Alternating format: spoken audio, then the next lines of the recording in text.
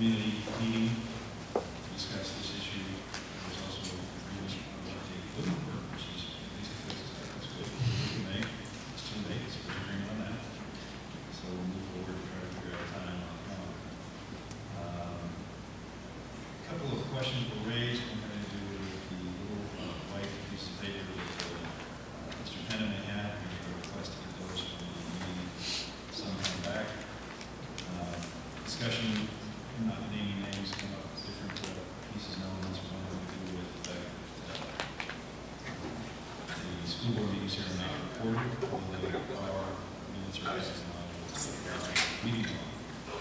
So the recommendation we made that we record those. Most public meetings in the county, at least several, have the advantage of being televised by Milligan, which finds them more interesting than us. So I recommend that we do it to zero instead of having actual maybe that's much faster. Then ultimately the focus on what members and is a real issue. There's a perception that the board doesn't close the loop, and a frustration that it's you don't get the answer unless you're the right form or the right time. And that's a topic for discussion. Certainly, for meetings, probably the meeting not be open.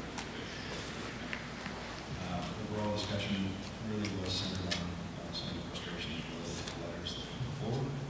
And I'm hoping personally that some answers are made more clear in the future, and I think there's a process that's going to be doing this. Thank you. Thank you both. Okay. Moving to the consent agenda, we have approval of the minutes, personnel recommendations, final vote on board policies sections E and F, adoption of those, and final vote on the revised board policy IKF, graduation requirements. Do I hear a motion about the consent agenda? Is there a second? All right, is there discussion? It's been moved and seconded that we adopt the consent agenda as presented. I'm still going to, I should abstain.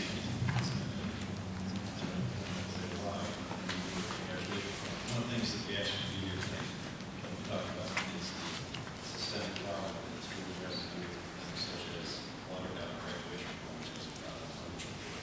We all understand it's the administrative choice. It's killing me.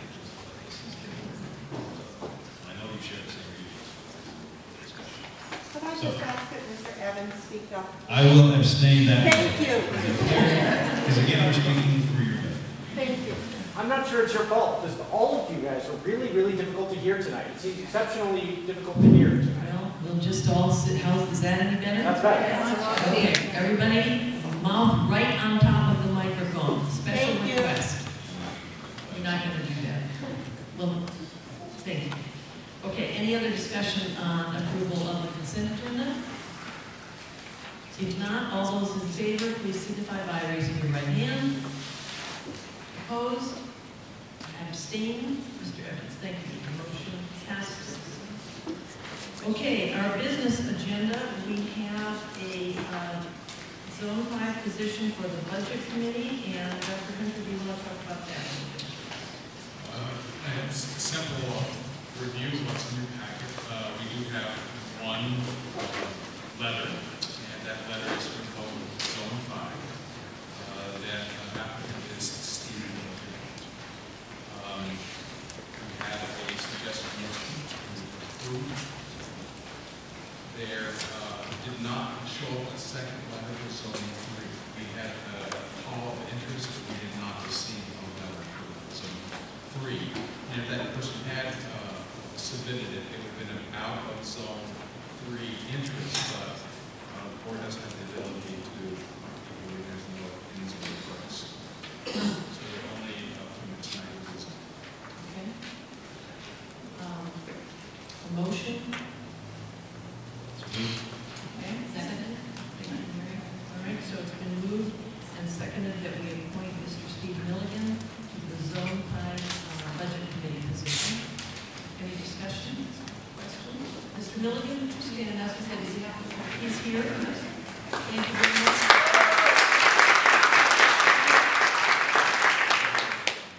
I'm sorry. I have one discussion. Oh, please, yes. Okay. Sorry. That's all right. Between my hearing and yours. We're one of the see wants to be wellness, we serve wellness, and I'm not going to do that. I think that ultimately it's going to be. I would also hope that all folks to try to get on this while I consider the budget for this interesting in that bench as well. So that's just Mr. Evans said that he's very pleased that Mr. Milligan applied, and that he wishes that some of those folks who applied for the school board position would apply for the Zone 3 position. So, please, and thank you. We need some more folks for the budget committee. Did I repeat that correctly, Mr. Evans? yes, you should. Thank you. This is like... Okay, any more discussion on this issue? Yes, ma'am. Is this, can you hear me now? Yes. Are we going to do any more kind of advertising to get people to try to apply for the vacant position? I mean, it's really, really important. Absolutely. And so- It's been in the paper, and I'm assuming we can put another note in, and I think folks need to talk to folks. That's the best way to do it. Or we just lock the doors to the people out There you go, and we can do that. Okay, any more discussion? All those in favor of appointing Mr. Milligan to the Budget Committee, please signify by raising your right hand. Opposed, same sign. Motion carries. Thank you very much, Mr. Milligan.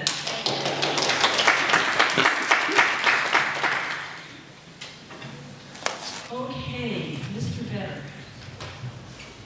There you are, sir. School lunch program meal price increase.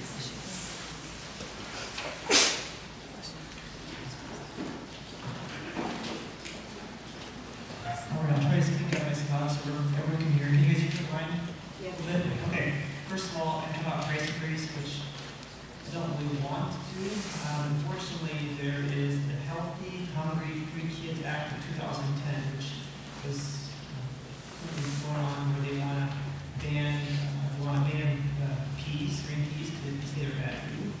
And also want to ban potato products as well. So it'll be kind of interesting to hear next year. I'm sorry, what kind of products? Potato products, they want to ban them totally. They want to ban peas And potatoes? Potatoes, correct. So it's going to be kind of interesting lunch right now. Potatoes are the best food. And local capacity and things like that. So it's kind of an interesting little thing. And one of these things also in this bill is a requirement of, I'll try to explain it how I understand it. So basically, per free lunch, we receive $2.74 from the federal government, USDA. For paid reimbursement, we receive 28 cents. And then we charge $1.75, which equals out to $2.03. This law states, they have to be all things equal.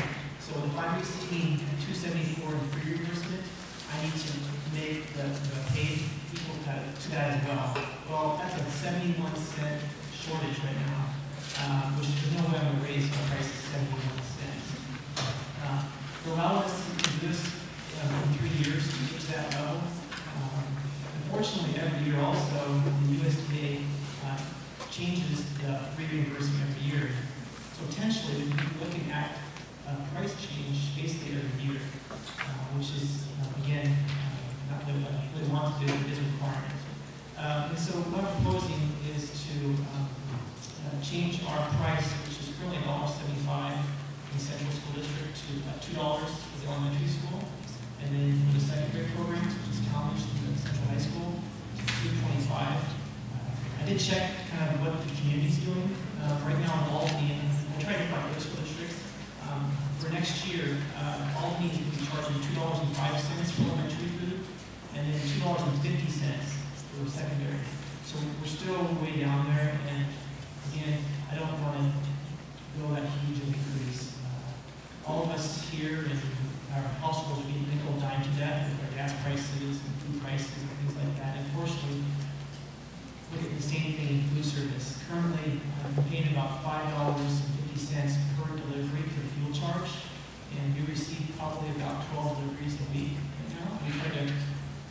those into smaller deliveries, but we don't have enough storage to store all the produce and things like that. Quality is one of my biggest concerns. And so we receive 2 deliveries a week because produce doesn't last that long, unfortunately. So I want to maintain our quality programs and things like that.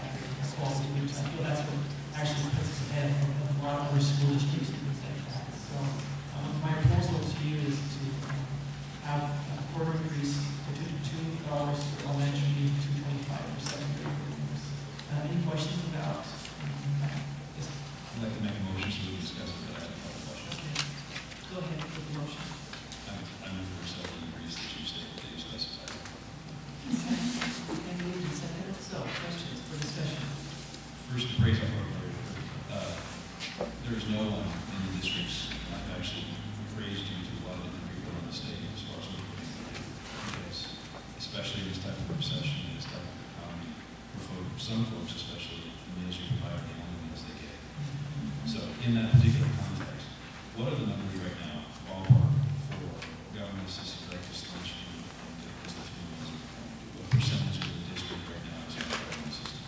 Government assistance. Overall, if we put all of our kids together based on free reduced combined, we are probably about 62% free reduced combination. Of course, that is kind of a rough estimate.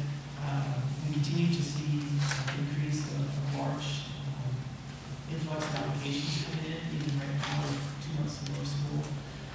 And also, we're also seeing a large amount of difficulties to pay in counties as well, which we also understand as well. And this motion is pretty sure passed, but one of the things I'm asking you to do is in your spare time. Yeah. If you had quantitative measurements or if you get your hands on quantitative measurements of how many folks just can't afford this price increase, not because it isn't something that we should do because of the requirements, but rather the impact on the folks out there that don't have big paychecks. Yeah. I'd like to know what kind of delta we're walking into for the next year.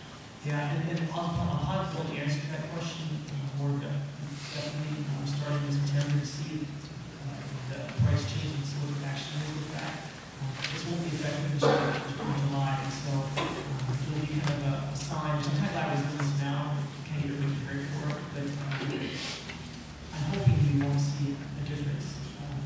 I priced that also to see what it costs to build a lunch at home, and it's pretty similar pricing, peanut butter sandwich to food, things like that. And even with our great pricing that we receive from the vendors, it still is difficult to make a meal within that way. I believe last summer you had a program that basically tried to extend the feedings during the summers because some folks just didn't have any other options. Whatever we have to do, keep coming forward with that particular feature. Not out of the woods yet in this particular economy. I don't want kids to go without it. It's one of those meals that go on. Okay. I agree, and also, only in our previous summer, we actually served, just in dollar figures, we did $10,000 more than we did the prior year with the same exact number of sites and everything. So that's a true sign of what the need here is in this community.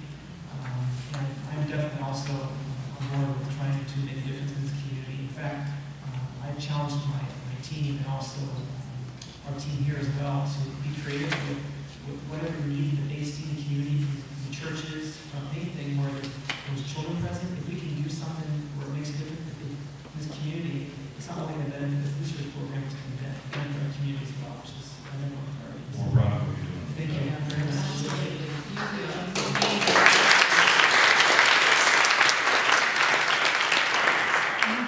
We've already been identified for a summer food program. Yes, correct. I'm all signed up. We're ready to go. I've applied for some grants for more advertising. But this community has, from Colonial Scott to the Baptist Church across the street, have really, there's been a need here, and they've come to me and we're able to do it. So I appreciate your support as well. I can't do this without the team that I've been blessed with. I couldn't ask for a better team. So it's not just me, it's them. At least want to do it and make a difference and trying to save money and all those important things. So thank you very much.